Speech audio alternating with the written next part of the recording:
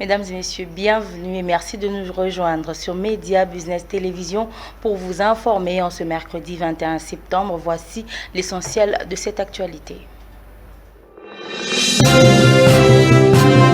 Les travaux de construction de l'hôtel de défense avancent à grands pas. C'est le constat fait par le ministre de la Défense nationale et ancien combattant Gilbert Kabanda lors de sa visite d'inspection effectuée sur le site des travaux. Les médecins de la ville-province de Kinshasa sont descendus ce mercredi 21 septembre dans les rues de Kinshasa pour manifester leur ras-le-bol, réclamant l'amélioration de leurs conditions de vie. À la journée mondiale de la contraception a lieu le 21 septembre de chaque année.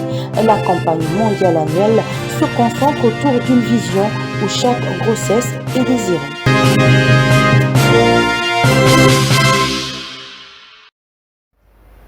Une nouvelle fois, mesdames et messieurs, bienvenue du haut de la tribune de la 77e session ordinaire de l'Assemblée générale des Nations unies. Le président de la République, Félix-Antoine Tshisekedi, dénonce avec la dernière énergie l'agression dont son pays est aujourd'hui victime de la part du Rwanda sous couvert d'un groupe terroriste dénommé le M23. Suivez. En dépit de ma bonne volonté et de la main tendue du peuple congolais pour la paix, certains de nos voisins n'ont trouvé mieux que de nous remercier par l'agression et le soutien des groupes armés terroristes qui ravagent l'Est de la République démocratique du Congo. C'est le cas actuellement du Rwanda qui, au mépris du droit international, de la charte de l'ONU et de l'acte constitutif de l'Union africaine, a une fois de plus non seulement agressé en mars dernier la République démocratique du Congo par des incursions directes de ses forces armées, les RDF, mais aussi occupe des localités de la province du Nord Kivu par un groupe armé terroriste interposé, le mouvement du 23 mars, dit M23, auquel il apporte un soutien massif, tant en matériel de guerre qu'en hommes de troupes. Et comme pour défier la communauté internationale, le M23, avec le soutien de l'armée rwandaise, a même abattu un hélicoptère de la MONUSCO et tué 8 casques bleus, commettant ainsi un crime de guerre.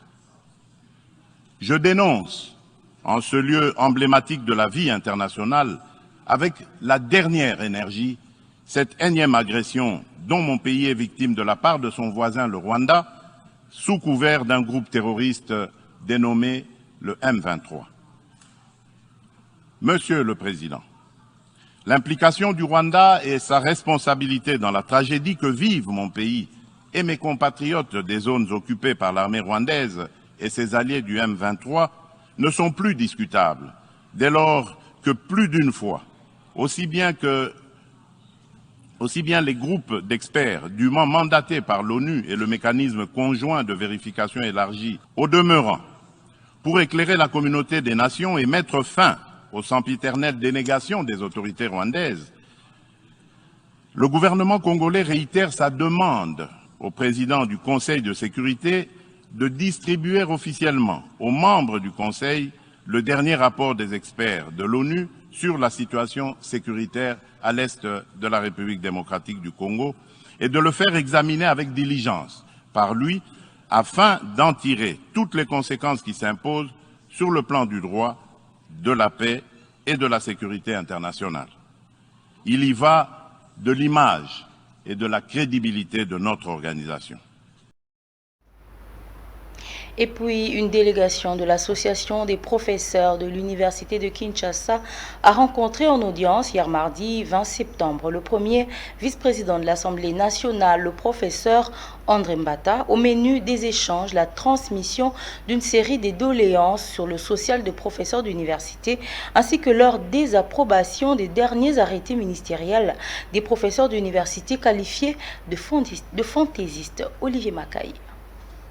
L'association de professeurs de l'université de Kinshasa transmet les condoléances des professeurs d'université à l'autorité budgétaire. C'est mardi 20 septembre 2022, une forte délégation de l'association de professeurs de l'université de Kinshasa à Poukine, en sigle, a rencontré en audience l'honorable premier vice-président de l'Assemblée nationale, le professeur André Mbata. Au menu des échanges, la transmission d'une série de doléances sur les sociales des professeurs d'université ainsi que leur désapprobation de derniers arrêtés ministériels de professeurs d'université qualifiés de fantaisistes. Au sorti de leur audience, le professeur Odiko, rapporteur et porte-parole de la Poukine, a déclaré ce qui suit. Nous sommes venus voir le président de l'Assemblée nationale. Et comme il n'est pas présent, c'est le premier vice-président qui nous a reçus. C'est pour des questions essentielles. D'abord, vous savez que l'UNIKIN, l'association des professeurs de l'Université de Kinshasa, est en grève depuis le 20 juillet 2022. Deuxième question, c'est la question de ce que vous avez appris à travers les médias, notamment les nominations qui seraient des nominations fantaisiste, et nous avons estimé que l'Assemblée nationale, avec son pouvoir de contrôle, pouvait exercer le contrôle pour permettre à notre secteur de fonctionner normalement. C'est-à-dire, nous sommes venus demander le secours de l'Assemblée nationale pour que tous ceux qui ont été nommés de manière fantaisiste, n'est-ce pas, soient retirés des arrêtés. Une autre question, c'est la question du budget, parce que nous sommes pendant la période cruciale les débats autour du budget de la République, et nous estimons que pour éviter ce que faisaient nos prédécesseurs, n'est-ce pas, passer après les débats de l'Assemblée nationale, donc demander des augmentations, des améliorations des conditions de vie, alors que le budget aura déjà été voté, nous avons estimé qu'il fallait saisir l'autorité budgétaire au bon moment afin de lui permettre à la fois de tenir compte des orientations qui ont été faites par le président de la République lors du Conseil des ministres, mais également de lui permettre, en tant qu'autorité budgétaire, de tenir compte du social de la population, parce que l'Assemblée nationale est une émanation du peuple. Réagissant à leurs préoccupations, l'honorable premier vice-président de l'Assemblée nationale, le professeur André Mbata, il a promis, dans le cadre du budget déposé à l'Assemblée nationale par le gouvernement pour examen et adoption, de veiller à faire respecter les recommandations du chef de l'État, Félix Antoine Tshisekedi, pour un juste équilibre dans la répartition de la richesse nationale. Et puis, à l'issue de la 9e réunion tenue du lundi 19 au mardi 20 septembre 2022 à Bujumbura, capitale du Burundi, les gouvernements arabes et africains sont appelés à établir les systèmes de protection sociale et limiter les importations afin de faire face aux effets de Covid-19 sur leurs économies. Telles sont les recommandations émises par les sénateurs arabo-africains réunis au sein de la Ligue des sénateurs et conseils similaires Afrique du monde arabe. Nadine Banakeng. Le gouvernement arabe et africain sont appelés à établir le système de protection sociale et limiter les importations afin de faire face aux effets de la guerre entre la Russie et l'Ukraine et de la pandémie de Covid-19 sur leurs économies. Telles sont les recommandations émises par le sénateur arabo-africain au sein de la Ligue du Sénat, Conseil consultatif Shura et Conseil similaire d'Afrique et du monde arabe à l'issue de la 9e réunion de cette organisation tenue du lundi 19 à mardi 20 septembre à Bujumbura, capitale du Burundi. Pour Modeste Bahati-Lukwebo, président du Sénat de la République démocratique du Congo, qui est intervenu au cours de ces assises, la solution passe par le changement de mentalité pour atténuer le choc causé par la guerre russo-ukrainienne et la Covid-19 sur les économies de l'Afrique et des pays arabes. Si on n'a pas une monnaie propre à nous, il est difficile de nous émanciper. Aujourd'hui, vous pouvez vous révolter, nous pouvons nous révolter, mais si nous voulons vendre nos matières premières, nous allons les facturer Et si ça doit être payé en dollars, il faut que ce soit validé par le système bancaire américain. Donc, on ne pourra pas recevoir le paiement, on ne peut pas effectuer un transfert. Ce que nous devons retenir, nous, peuples africains et arabes, c'est que nous devons nous sentir interpellés pour que nous puissions changer de mentalité. Il faut sortir de la domination, parce qu'en fait, nous sommes là dans une sorte de domination. Nous avons encore la peur de subir des représailles qui nous ont colonisés, à telle enseigne que parfois il est difficile de prendre des décisions courageuses. Signalons que les recommandations issues de cette rencontre seront transmises au gouvernement des pays concernés et le Parlement feront à leur tour le suivi pour s'assurer de leurs applications. Les travaux de construction de l'hôtel de défense avancent à grands pas. C'est le constat fait par le ministre de la Défense nationale et ancien combattant Gilbert Kabanda lors de sa visite d'inspection effective sur le site des travaux. Suivez. De l'hôtel de ville de Kinshasa et celui du gouvernement, désormais, les Congolais en général et les Kinois en particulier devront s'habituer à l'hôtel de la Défense nationale. C'est un bâtiment qui abritera les cabinets du ministre de la Défense nationale et le secrétariat général de la Défense. Pour se rendre compte de l'évolution des travaux, le ministre de la Défense nationale et ancien combattant, Dr Gilbert Kabanda Kourenga, a visité ces chantiers dont les travaux sont très avancés. C'était le lundi 19 septembre 2022. L'hôtel de la Défense nationale est construit au camp lieutenant-colonel Kokolo sur l'avenue 24 novembre, non loin du rond-point Mollard. À son arrivée sur le site, le docteur Gilbert Kabanda Kourenga a été accueilli par le secrétaire général de la Défense, lieutenant-général Kaumbu Yankole Isidore et le général-major Kabonga Symphoros, secrétaire général aux anciens combattants.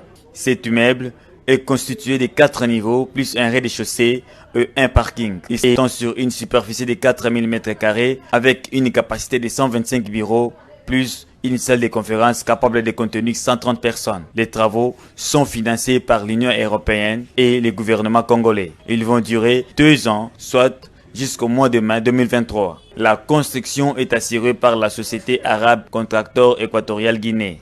Rappelons que la pose de la première pierre a eu lieu il y a plus ou moins une année par le Premier ministre lui-même, en présence du ministre de la Défense nationale ainsi que de plusieurs autres membres du gouvernement et du gouverneur de la ville de Kinshasa.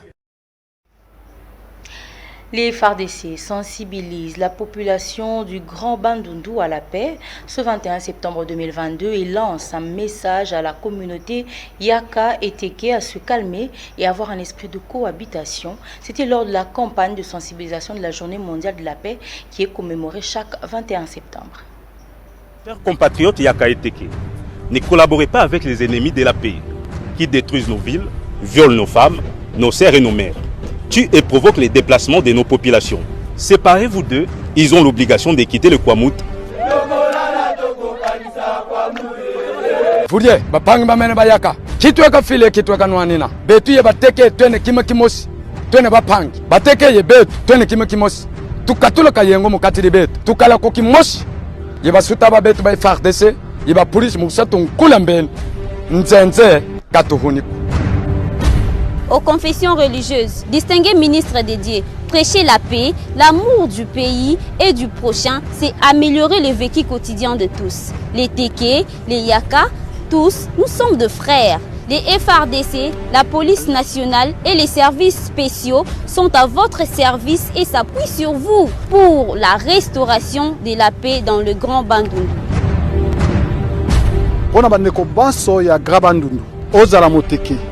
Ozala moyaka biso baso toza tata moko mama moko likambo kokabola mboka wana ezalite tozo senga na bino ata ozali na mai ata ozana biloko kolia kopesa monguna te bimisa bango polele na miso FARDC ya police nationale congolaise pote kimia solo solo et monana. Aux jeunes du Grand Bandundu, désolidarisez-vous des groupes des inciviques, dénoncez leur réseau. Quittez les mouvements associatifs de pression en connivence avec les ennemis de la paix. Accueillez votre armée avec toute joie. Exaltez le nationalisme et le patriotisme dans vos activités. Cultivez la paix, se assurer l'avenir. Soyez vigilants, la défense de la nation est l'affaire de tous. Grand Bandundu, on vija ibana benu dinanga jaditu. La mai dinanga jaditu mumbanze yene na mumeku enu. Sonsola ibana benu bwa kwepuka bena lukuna. Ambila ibana benu bumbuke mubisumbubya benzafi. Ikala ipa mone majinda ditunga londa yizilewa ditalala boalu. La journée mondiale de la contraception a lieu le 21 septembre de chaque année. La campagne mondiale annuelle se concentre autour d'une vision où chaque grossesse est désirée. Lancée en 2007, la mission de la journée est d'améliorer la prise de conscience de la contraception et de permettre aux jeunes de faire des choix éclairés sur leur santé sexuelle et reproductive. À suivre. Journée mondiale de la contraception, oui, bien, je suis d'accord, mais à mon avis, je ne suis pas d'accord parce que je ne l'utilise pas. Il y a des inconvénients parce que j'ai déjà vu parmi l'une de mes collègues qui utilisaient ces pilules-là, les injections, mais après, ça faisait vraiment trop mal. Vraiment, ça n'allait pas. Alors pour moi, je vois que ce n'est pas bon. Une femme, pour espacer la grossesse, même auparavant, il n'y avait pas des injections, mais normalement, espaçait toujours la grossesse. Mais pour moi, il suffit de bien calculer ta période. Si tu es, par exemple, pendant la période de l'ovulation, tu peux juste faire ce qu'on appelle l'abstinence. Tu dis à ton mari, c'est soit que je ne suis pas dans une bonne période, il suffit juste de donner l'information. Si le mari aussi a besoin d'espacer, soit les enfants, il va aussi accepter. Par rapport à la contraception, l'idée primaire, en fait, ce serait d'espacer, n'est-ce pas, l'écart des enfants. Je crois que l'idée est bonne, mais la méthode, moi, je n'approuve pas. Je n'approuve pas cette méthode de soit prendre des pilules ou des piqûres, des implants, comme on les appelle. Moi, je ne soutiens pas cette idée, tout simplement parce qu'il y a des effets à la longue, il y a des conséquences qui ne facilitent pas, en fait, la santé ou le corps de la femme qui prend ces pilules ou ces piqûres. Donc moi je conseillerais plutôt à la femme congolaise ou la femme du monde entier qui me suivent en ce moment, je conseillerais à la femme de pouvoir utiliser des méthodes comme l'abstinence si vous voulez espacer les enfants, ou carrément savoir calculer les dates. Calculer les dates, je crois que ça peut aussi aider dans un couple pour pouvoir espacer les enfants. Mesdames et messieurs, prenons cette nouvelle dans ce journal. Les médecins de la ville province de Kinshasa sont descendus ce mercredi 21 septembre dans les rues de la capitale pour manifester leur ras-le-bol, réclamant l'amélioration de leurs conditions de vie. Ils sont environ 15 000 médecins non mécanisés. Le gouverneur de la ville, Gentini Ngobila, a tenté de les calmer, mais sans succès, car ils ont été déterminés pour atteindre les objectifs de leurs revendications. Nous y reviendrons dans nos prochaines éditions avec plus de détails. Partons à l'occasion de la Journée internationale de la paix.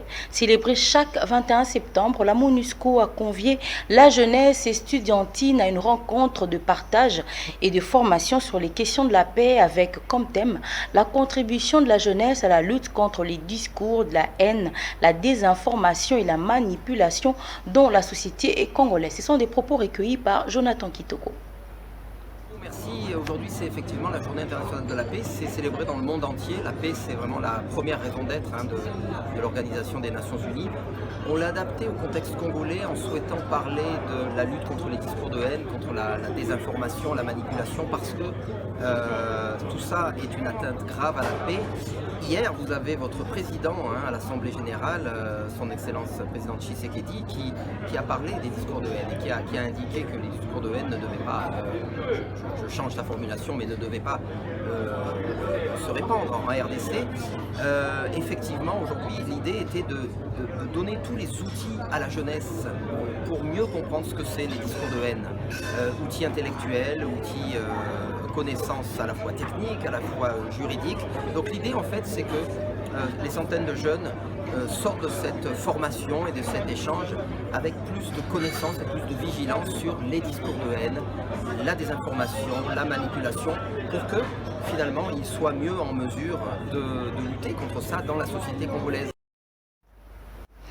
Après la réunion tenue hier, mardi 20 septembre 2022, entre le comité de gestion de la Ligue nationale de football et les dirigeants des clubs, de commun accord du championnat national, 20 clubs seuls, le FC Céleste montera en Ligue 1, tandis que le Racing Club de Kinshasa sera déversé en Ligue 2. Suivez Lambert Osango, président AC Rangers, nous en dit plus.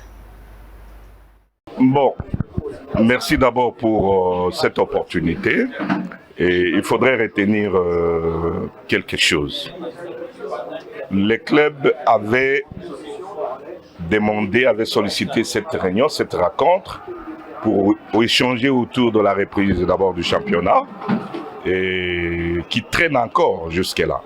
Donc il faudrait retenir que nous avions parlé avec la Linafoot, qui n'attend que la fédération pour commencer ou publier un calendrier ou commencer ce championnat.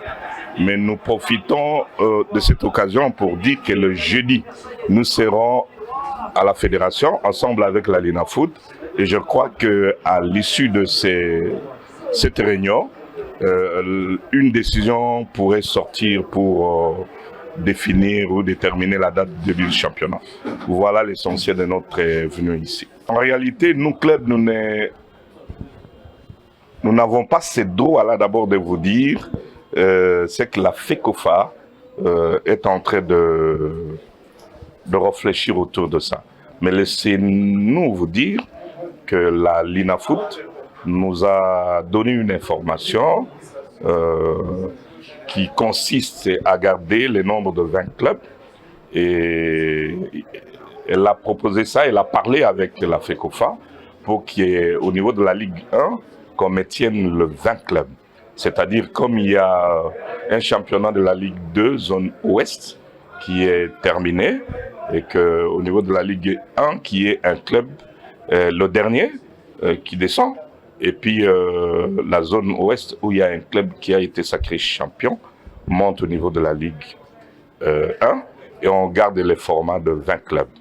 Voilà un peu ce qui a été dit par la Linafoot. Sinon, ce n'est pas encore officiel, mais néanmoins, c'est ça les prétentions, et nous attendons jeudi, après les échanges avec la FECOFA. Mesdames et messieurs, c'est par cet élément sportif que nous allons conclure cette édition du journal. Avant de nous séparer, voici le rappel des principaux titres. Les travaux de construction de l'hôtel de défense avancent à grands pas. C'est le constat fait par le ministre de la Défense nationale et ancien combattant Gilbert Kabanda lors de sa visite d'inspection effectuée sur le site des travaux. Les médecins de la ville-province de Kinshasa sont descendus ce mercredi 21 septembre dans les rues de Kinshasa pour manifester leur ras-le-bol, réclamant l'amélioration de leurs conditions de vie. À la journée mondiale de la contraception a lieu le 21 septembre de chaque année. La campagne mondiale annuelle se concentre autour d'une vision où chaque grossesse est désirée.